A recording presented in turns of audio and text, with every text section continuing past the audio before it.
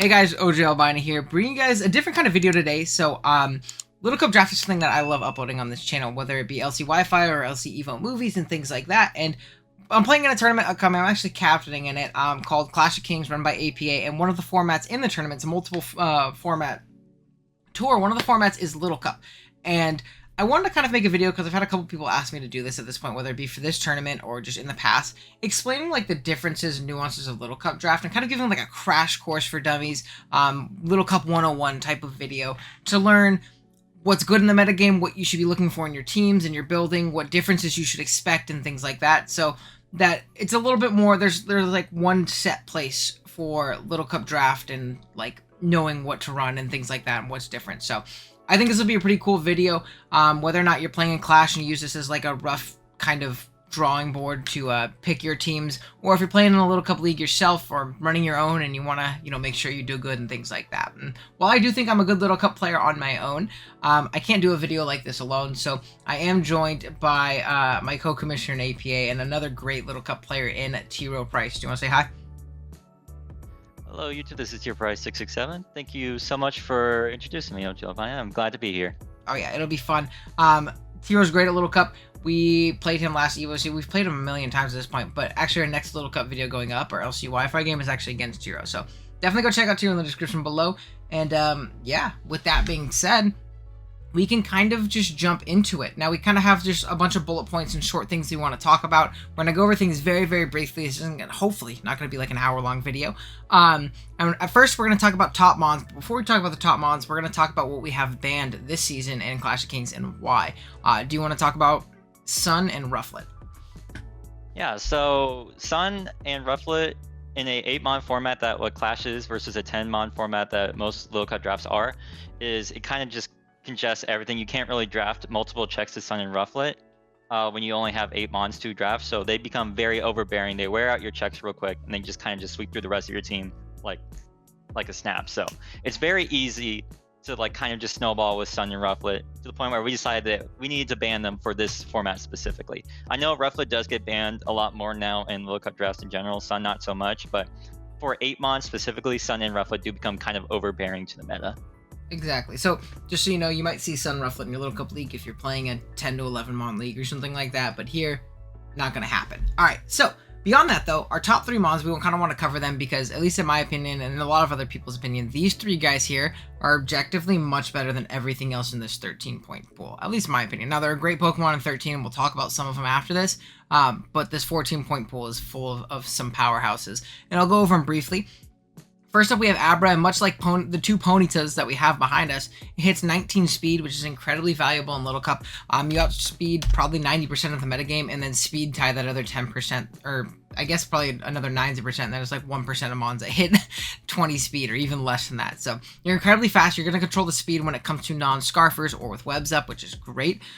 Magic Guard is a phenomenal ability, whether you be Life Orb, because Psychic plus Dazzling Gleam, plus like Energy Ball, Shadow Ball, things like that, the coverage that this thing has is really insane and tough to switch into consistently over the course of the game, especially in a tier like Little Cup that doesn't have a lot of steel types in it. There really isn't that many of them, and you can even catch them with a crazy Fire Punch or Focus Punch or something like that, Drain Punch even, on a switch, and while it might not OHKO or 2-hit KO them, it's going to put them in 2-hit KO range of that Psychic next time. So Abra can be really, really overbearing offensively with the Life Orb. Now, that does come with its drawbacks, and since it's very frail and very liable to be picked off by physical priority as well as physical scarfers, but that's when the Focus Sash, Magic Guard, Life Orb, or Focus Sash, Magic Guard, not Life Orb, you can't run 2 items, comes in, whereas this thing serves as a great safety blanket with this. It still hits pretty darn hard with 105 base special attack, which is incredibly strong, but it serves as a great safety blanket against setup and offense and things like that, which is awesome. So yeah, Abra can be really, really overwhelming in a lot of matchups, and it's great at just kind of blanket checking a lot of things offensively.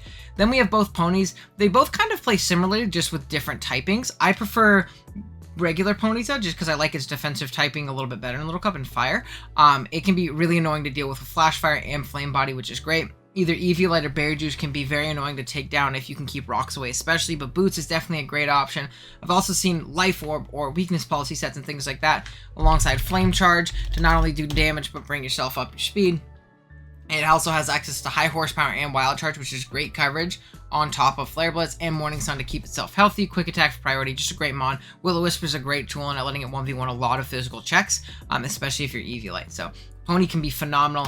And, clicked on the wrong button. Galar Pony does the same thing, where it's very offensive. It can hit mixed on both sides, just like Pony. I think it's much better mixed. It can set up on the special side with Calm Mind. It can agility up on the physical side or on the special side as well. And just has good offensive utility and is very strong, very fast, and has decent bulk as well and good recovery in Morning Sun. So now, Tira, do you want to talk about that next tier of Pokemon, right? Some of these guys in 13. We're going to talk about 4 of them here. Yeah, so starting off with, we'll talk about the best water type within Little Cup Draft, I think, and that would be Staryu. So the beauty about Staryu is along with the mons within the 14-point tier, Staryu does hit 19 speed, so it does outspeed most, if not all, the metagame. It also has the ability to spin hazards away, and now in Sword and Shield, it does get the speed boost with Rapid Spin.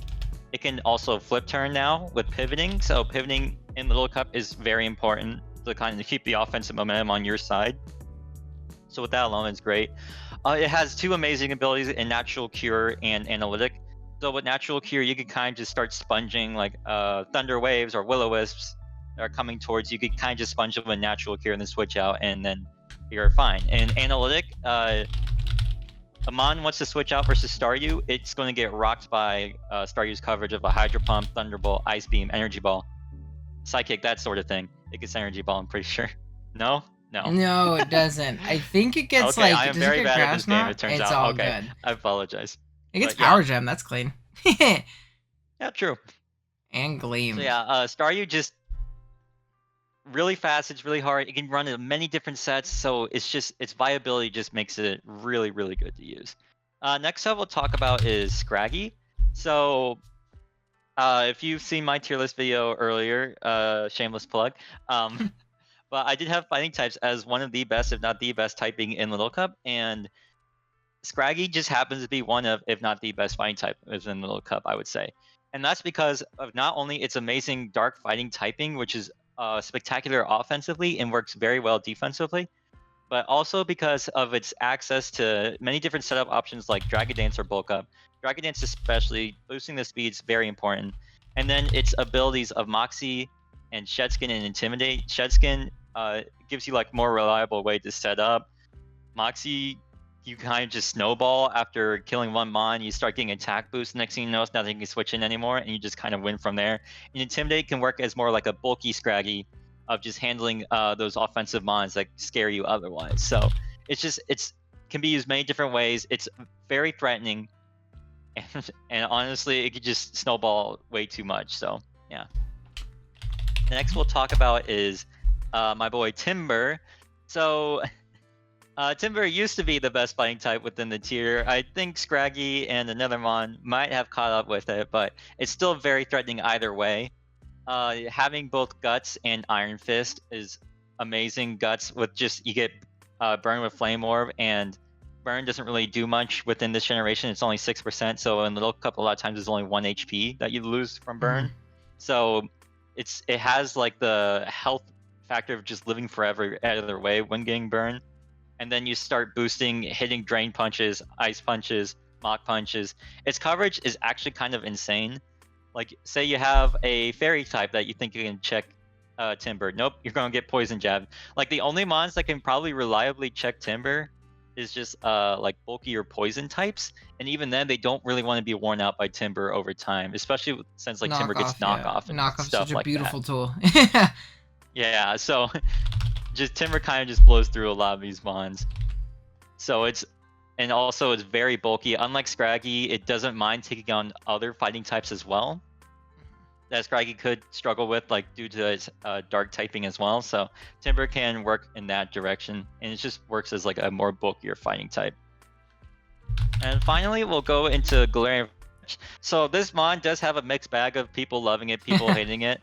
I've seen either way. I personally love this mon. I think Scrappy alone is a spectacular ability. Being able to just spam close combats without worrying about ghost types, without worrying about Intimidate, due to being immune to Intimidate now. And it's just its base attack is so huge. Its speed is kind of middling, 16 speed, hitting so max 16 speed isn't spectacular, but it still works very well as a scarf set, and it can work on cores as well that we'll discuss later on. And it's just hits hard, dual wing beat, brave bird, leaf blade, knockoff P jab, quick attack. Just its coverage is nice enough to like get you through the game. So yeah, honestly, very scary either way. You don't want to like ever face this, and if it sets up the sword stance, it's GG. Oh, for sure. Next, we're going to talk about a concept that APA does for Little Cup leagues, and I feel like a majority of leagues do as well. I think 8-Bit doesn't do it, but I feel like a majority of Little Cup leagues that kind of follow the same formula that we do end up doing this, and that's going to be item clause. Now, in Standard Draft, I'm obviously not a big fan of item clause, and it tends to restrict creativity more than promote it. However, in a tier like Little Cup, where the two best items, which we'll talk about right after this, in Eviolite and Berry Juice, are so much better than everything else, it kind of forces a little bit of creativity in the sense that you're not allowed to just run 3 Eviolites, 3 Juices, or some combination of those items, and it keeps the metagame from getting incredibly stale.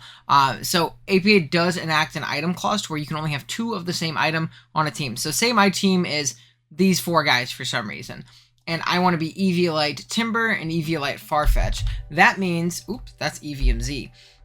That means that I could not be Eviolite on Scraggy or Staryu. Or if I want to run double Life Orb because I'm feeling crazy. I don't know why I want to run 3 Life Orbs, but we're not allowed to run Life Orb Farfetch on this team because we already have 2 over here. We kind of have to mix and match and kind of give and take a little bit.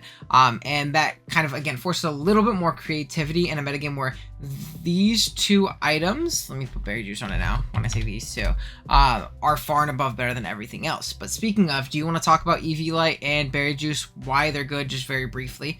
It's pretty self-explanatory, but why they're, especially Eviolite. But do you want to talk about that real quick? So as you all probably know, a Violite, it boosts your defense and special defense +1 if your Mon can evolve, and in Little Cup, every single Mon in Little Cup can evolve. So technically, they get their defense boosts by a Violite. So that alone, it starts making you live hits that you can no longer live in this offensive metagame, and then you can start dealing damage back, dealing a lot of damage back. So a Violite alone is probably like overbearing over the whole meta. The beauty about Berry Juice is it heals 20 HP when you're at 50% or less. And most Mons, max HP only hits around like 20 to like 24 or something like that. So you have a Berry Juice, and next thing you know, you get down to like 5 HP, and then you go right back up to full. It's basically using a potion between turns if you position right. Yeah. Yeah, pretty much. So it's kind of crazy with that. And so having like so many of those would kind of just break the game of like, it'll be too easy and then just everyone would do it. So we kind of wanted to make it more fun. We want to make it like people have to be more creative to figure out ways to beat the opposing team. Now, other than Eevee and Berry Juice, obviously they are the best 2 items in the metagame, but there still are other good items to use. One of which being a Choice Scarf. Obviously, getting a 1.5 times speed boost on your Pokemon is very nice, at the cost of being locked in, but you all know what Choice Scarf does. It's great in an offensive metagame like this, especially though, where controlling the speed is so important. Having a Pokemon that just guaranteed outspeed something just for holding an item can be really important. We talked about Farfetch being great with a Scarf. It is great with a Scarf, so that's definitely a great item in the metagame. Life Orb is also great. And I want to talk about Life Orb, and I'll kind of like tie this in to why you don't see Specs or Ban typically in high level Little Cup play, is because the way the damage rolls work out, and we'll talk a little bit more about damage rolls, is they tend to be very similar between Life Orb and Band and Specs, because of the fact that the HP numbers are so low, that there's not a lot of variance between those item boosts really, and things like that. Now, there are niche instances in which a Choice Band and a Choice Specs might be good.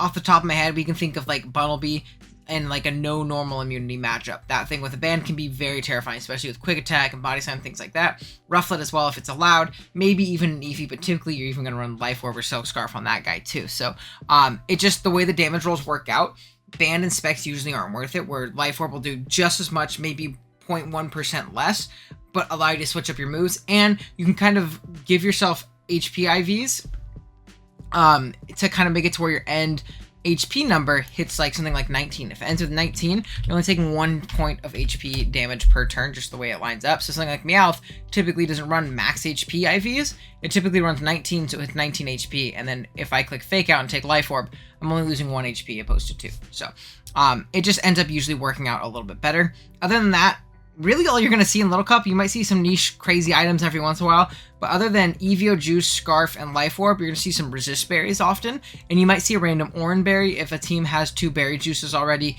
and they need to, have some type of recovery on a Mon, but they just don't have the item slots.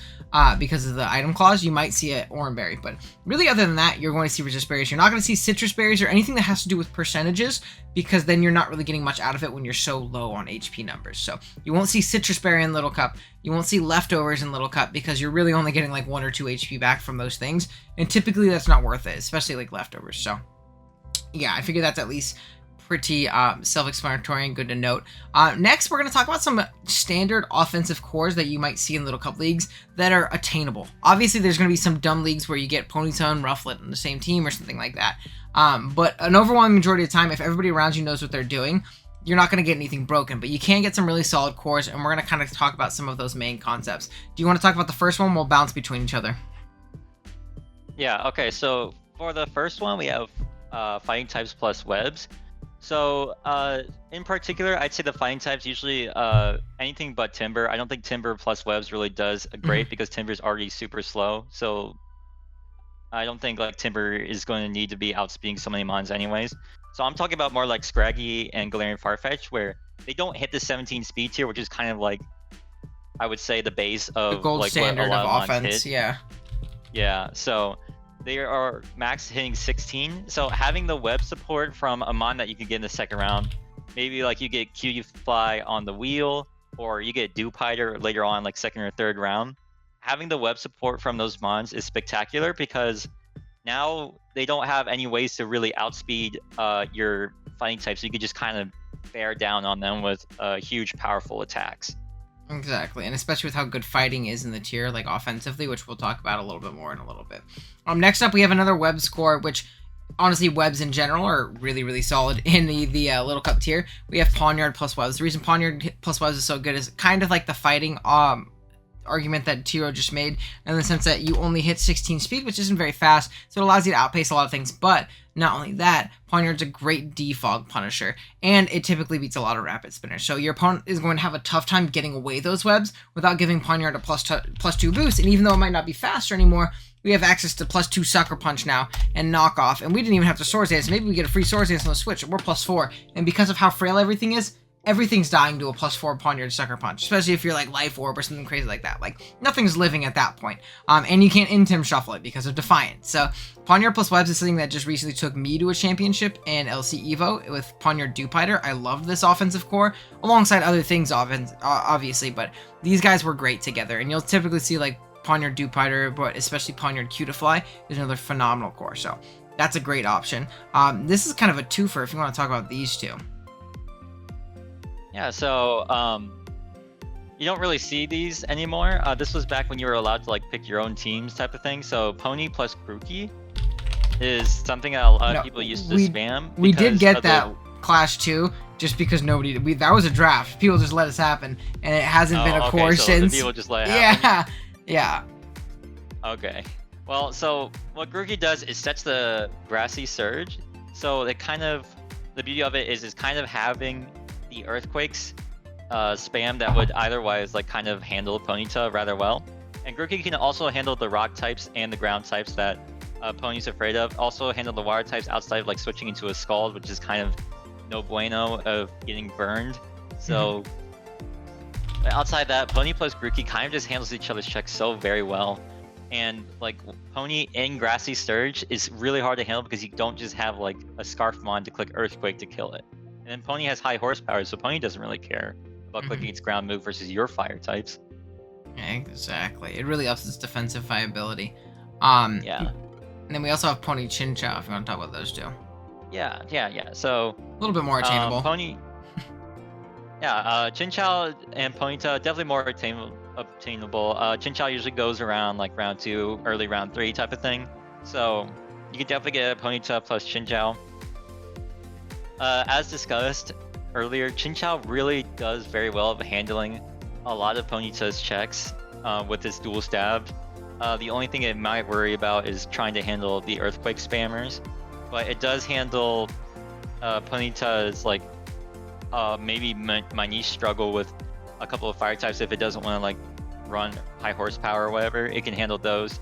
It can handle the rock types just by spamming Scald. It gets Volt Switch, so you want to pivot into your grass type to handle Chinchou, then it Volt Switches out into Ponyta, and next thing you know, so you have to switch out again, and Ponyta gets a free turn to Flame Charge or just Flare Blitz and do a lot of damage. Exactly. And it's a great water switch, like you said, so that's really important. Next core we're going to talk about another top tier Pokemon if you get lucky enough to draft something like Abra.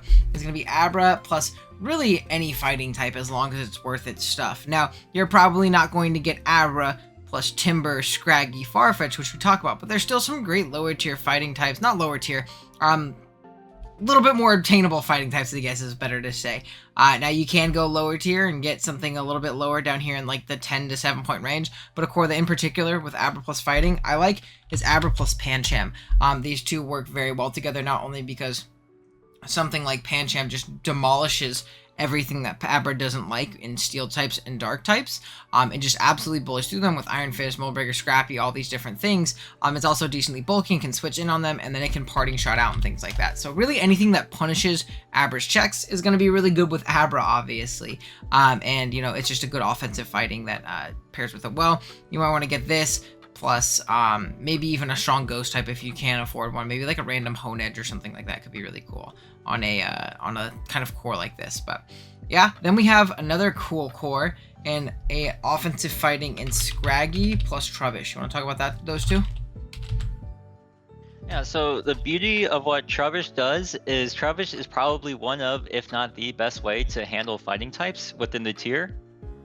With its ability to Sticky Hold, fighting types will a lot of times get access to knockoff. So having Sticky Hold means that you can keep hold of your berry juice and then you get recycle. So every time you get knocked and you lose your berry juice to proccing it, you just recycle it again and go back up to full. So Trubbish has that longevity and handling of fighting types that Scracky really likes. And then Trubbish also gets access to spikes. So you start setting spikes and then Moxie Scraggy can come in later on and just start sweeping Mons as they're weakened by the spikes themselves. So they just take 25% chip. Boom, next thing you notice the high jump kick, which is only doing like 70 to 80%, is now killing. And then boom, Moxie boost, and then next thing you notice you're breaking sturdies with the spikes and Scraggy is just cleaning up. So the beauty of what Trubbish does, it kind of just sets up Scraggy so very well. Oh yeah, and it's a great fairy. It's just one of the best in the game too. So if you play that one random fairy, the one fairy well. that you worry about. Yeah. Even then, dude, I think Life Orb, Moonblast, and the Psychic just kills it. Next up, that one's ridiculously strong though. We can't hold Trubbish to account for that. Next up, we have a much more balance-oriented core and a bulkier core. And Mudbray Spritzy, which you don't typically see a lot of, fatter bounce cores like this, but I feel like this one works decently well enough, especially if you're on a back end of a wheel and all the cool fightings and webs have already gone early or something like that, or you just want to switch it up a little bit. I think that this core can be very solid. They're both great with an Eviolite. Stamina, this thing's a great Fizz Def Wall into a great Spud Def Wall in Spritzy. Spritzy can keep Mudbray healthy if it's not like a juiced or a rest variant. Mudbray can be very solid offensively too. It's decently fast. I mean, 15 isn't that bad for a Pokemon like this. And people sleep on this 100 attack. You don't realize how strong Mudbray is until you're building for it, and you realize that Earthquake plus like Heavy Slam and Rock Slide just 2-hit KOs or OGOs your whole team, which is ridiculously annoying. And Heavy Slam can be a great tool in it as well because it's really heavy for some reason. And everything else isn't because it's all little cup Pokemon. So that can be a very strong move a lot of the time. And Spritzy can be annoying on its own. Now, it's a really annoying to play with in the sense that I don't like using it very much because it's a fairy type that can't be knocked off. Or it just loses a lot of his bulk and it becomes much, much worse. But Wish and Protect, like obviously we mentioned, but it can also go ahead and Encore things. It can go ahead and Calm Mind. It can Trick Room, be like a Trick Room sweeper. It can Draining Kiss. It can do a bunch of cool things and is a generally annoying Pokemon. Heal Bell, so Nasty Plot in case you want to go a little more offensive. And like I said, there's not a lot of steals in this metagame, so I think a more offensive Sprincy can rip through a lot of teams if they're not prepared for it. Okay, we got one more core, and it's kind of more so an idea, but if you want to talk about it, in Hail. Yes. Hail is by far my favorite to draft, it's probably of the ones that are allowed. Sun's not allowed, so you go Hail instead. And Hail's a lot of fun, and I think one of the easiest ones to play with, especially like for newer people, because getting just all you need to do is just bring in your Hail setter, whether it's Amora, Snover, Alolan Vulpix. All have their different niches. Amora can handle fire types very well. Alolan Vulpix is super fast, and Snover is just, I think, can handle the ground types for Alolan Sandshrew very nicely.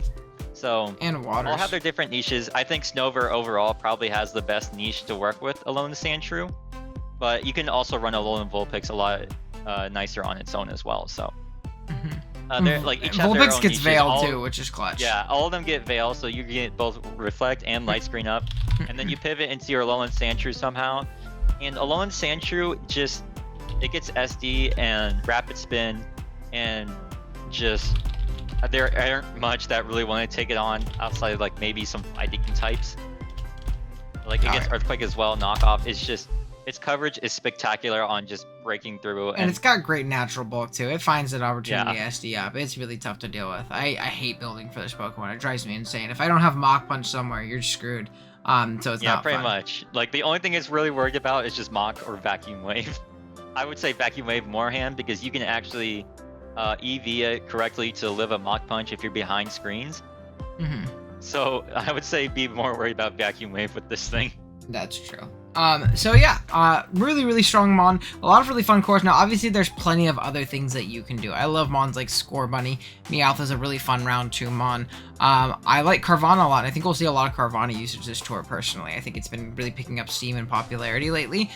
So I could see Diglett's great at facilitating other Pokemon, despite Tira yelling that it's bad. And, you know... Trapinch is better. And Trapinch. Well, the Trapinch is here in 11 points. It's also great. And you have some great Mons in here, like Dwebble and Archon and, you know, Sandshrew, which we just talked about. And this is also a really cheap core. I think we did forget to mention that with Hail. Hail's typically is a pretty cheap core, only paying 11 plus 10. Whereas a lot of these other ones are a lot more expensive. You might even be able to afford one of the leftover Mons up here, like a random Carvana, if you just have the points for it, and it's still here in round like 5.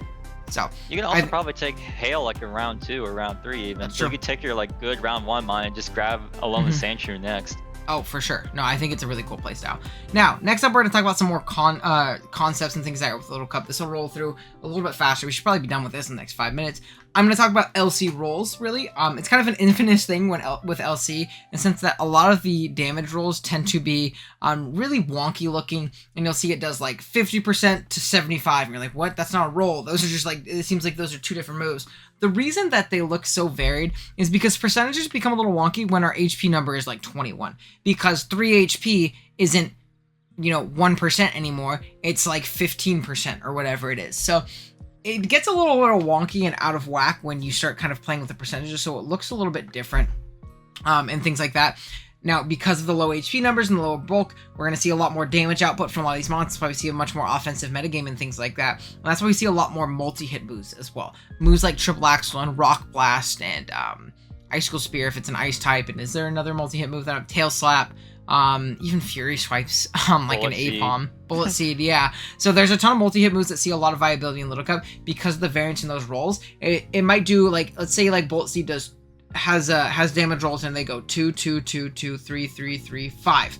So you might get 2 5 rolls and completely knock out a Pokemon that you're not supposed to. And again, I'm kind of over exaggerating there. There's not really a lot of instances of that, but there's like weird damage jumps to where you have a lot more potential with these multi-hit moves just because of the HP numbers and then amounts of damage that you're doing. Whereas if I have 400 total HP, my Bullet Seed's doing, you know, 40, 41, 42, 43, 44, 45, 50 isn't really that different. And not as like, you know, game changing and things like that. So that's why you see a lot more multi-hit moves in Little Cup, and you see if a Pokemon has Rock Blast and Rock Slide, it's probably running Rock Blast most of the time, just because of things like that.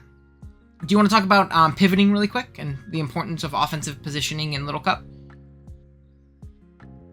Yeah, so as discussed earlier, very offensive metagame, can't stress that enough.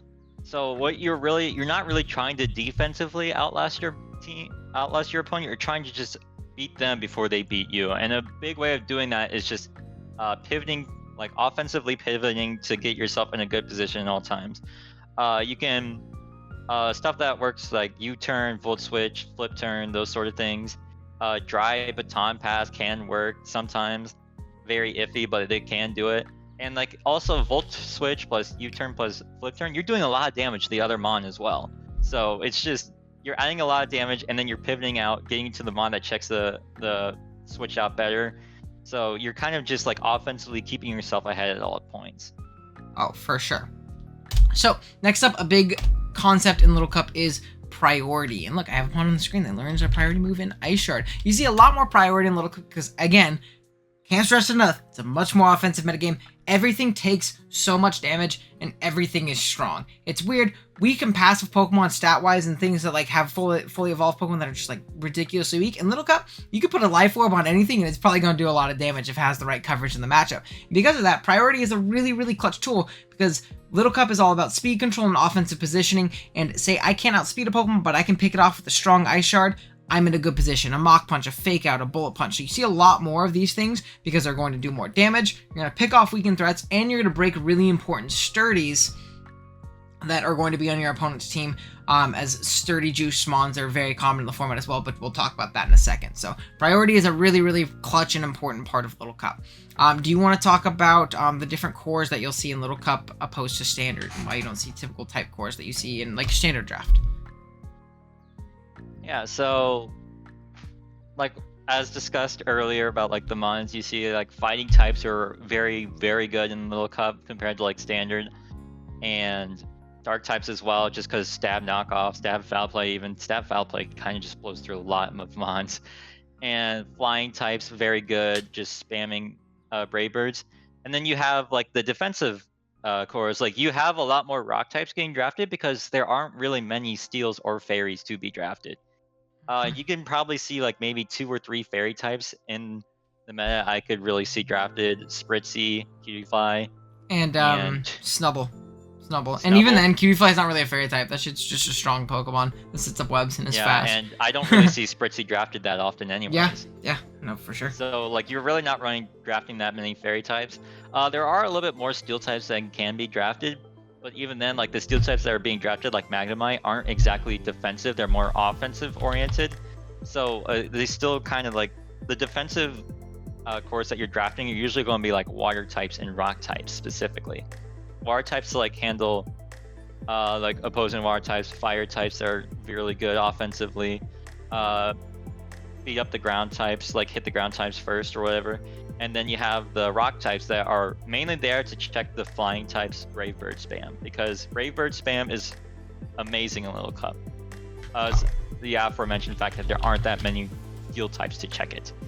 Oh, for sure. You can draft a random low tier, what do you call it? Like a random low tier Zubat and it put in work. You have mons like Picky Peck, which I just genuinely believe don't have switch-ins. Like there's some really strong offensive Pokemon, and a lot of times you can't check them defensively, like Tiro said, because of the typings and things like that. So you kind of have to beat them offensively because it's not going to happen. Now, Tiro kind of touched on this a little bit, but you're going to see a lot more rock types drafted in Little Cup, particularly Pokemon that have the ability Sturdy, because Sturdy plus Berry Juice is a very, very useful tool when it comes to pivoting in and out and things like that, and taking hits. Things like Magnemite, Geodude, Dwebble, Bonsly, Aaron, Tortuga, like Nosepass. A lot of these Pokemon are very, very important and great because they get a reliable rocks, which are important to break other Sturdies and break Focus Sashes, which we totally forgot to mention. Oops, Focus Sash is good in Little Cup too sometimes if your opponent has bad hazards, but I feel like that's the same as Standard, really. But breaking those items, as well as being able to offensively pivot and say, I'm in with my, I don't know, I have a Pokemon weak to fighting in. I have a Licky Tongue in, and my opponent has a Rufflet. And I know they're going to click close combat, but I can't sack my Licky Tongue yet. If I still have my Sturdy on my Geodude, I can switch out. I might have just completely died to a Hustle close combat, but I'll be able to take that hit, go down to Sturdy, get all the way back up, and get my Sturdy back again as long as I didn't have more than 21 HP, because remember, Berry Juice gives you 20 HP back, and then I'll be either able to kill that thing with a Rock Blast, or force it out and get up my own Stealth Rocks, limiting it for later on. Now, I'm in a tough spot next time the Rufflet comes in, but it's at least holding it at bay to where I'm not losing, and I can reset tempo and get offensive positioning back on my side and pressure my opponent. So, you're going to see a lot more Rock types drafted for that reason in particular. Knockoff, incredibly broken move in Little Cup. I think it's the best move in Little Cup because items are so important. And I'll kind of just cover these last topics. I think they all run into each other, if you don't mind, Tira. They like all run right into each other. I think knockoff is so important in the Little Cup tier, in my opinion, because of the fact that item management is so important. I can't pivot into my Geodude and get my juice back up if you knock it off. I can't take X hit if you knock off my Eviolite and things like that. So I think losing your item is much more detrimental in Little Cup than it is in Standard. And not only is knockoff so much better, and it's already great in Standard, but it's amazing in Little Cup, moves like Thief and Covet see so much more usage. Say I have a Berry Juice coughing, I get knocked off by a Mienfoo, which is always banned. But let's say Mienfoo comes in and knocks me off, and it U-turns out. Typically, I'd be kind of screwed because I lost my juice, I lost my Eviolite, whatever it might be. What I can do is I can Thief, not only get rid of my opponent's item, but get it back to me, and maybe get some recovery via Berry Juice, or get an Eviolite, or something like that, and be able to put myself in a good position in that way. Same thing with Covet, the moves work the exact same. So, item management in general is very, very important. Knowing what can take a knockoff, and what cannot take a knockoff, in order to set up a proper end game and things like that. I think I've seen so many people lose games because they let the wrong Mon get knocked off. And it is a tough sight to see. But yeah. I think that's about it. Is there any other topics you have, or any other things you want to mention? There was one thing I wanted to add with the knockoff as well. So you're playing under a 2-item clause, but you also know your opponent's playing under that too. So if you click knockoff, you could start seeing what items your opponent has, and you can start guessing, like, important. Okay, this guy has a their Timber is a Violite, so that means they only have one more Violite user left, and then you see they have another Pokemon, like maybe they have a Spritzy, and like, okay, that Spritzy, damage I was doing to it before kind of told me it was a Violite, so now I know none of his other mons have a Violite, so I can like kind of calc with that general knowledge in mind. Oh yeah, information gathering is super important. No, that's a good point. I totally forgot about that. But yeah, that's kind of our crash course to Little Cup. If you guys have any more comments or questions, let me know in the comments, and I'll try and respond to them, and give, my thoughts and answers if we did end up forgetting things. And there's a million things, obviously we can't cover everything in this video, but I feel like we covered most things pretty well. If you guys enjoyed, be sure to drop a like as well as sub to the channel. We just hit 1,000, so thank you guys all so much. I really do appreciate it. And yeah, with that being said, I will see you guys in the next one. Later. Thank you.